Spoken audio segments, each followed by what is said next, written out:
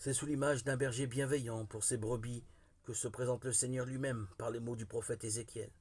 Il se montre attentif à chacune et particulièrement à celles qui ont besoin de son intervention, qu'elles soient dispersées, blessées ou malades.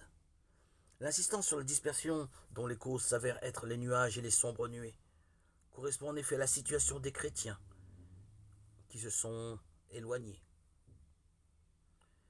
À la fin de la lecture d'Ézéchiel, affleure déjà l'autre aspect que nous retrouvons au centre de l'Évangile, la justice.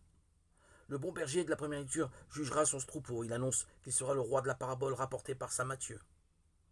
Le Fils de l'homme s'identifie à ceux qui sont démunis. Nous retrouvons là le double commandement de l'amour énoncé précédemment par Jésus. Aimer Dieu, aimer son prochain sont les deux facettes d'une même exigence. Par cette parabole, le Christ nous associe à la mission du bon berger, qui prend soin des brebis dispersées, blessées ou malades, et qui font de nous les responsables d'un monde qui nous est confié.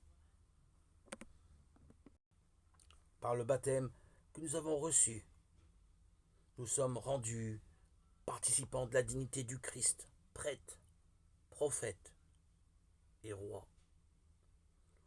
Nous devons exercer cette mission pour le monde.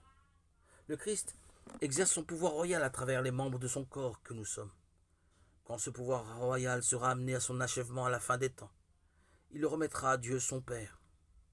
Ainsi, le pouvoir du Christ roi est une manifestation de la miséricorde de Dieu et s'exerce pour le salut de tous les hommes.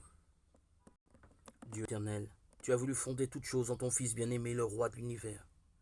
Fais que toute la création libérée de la servitude reconnaisse ta puissance, te glorifie sans fin.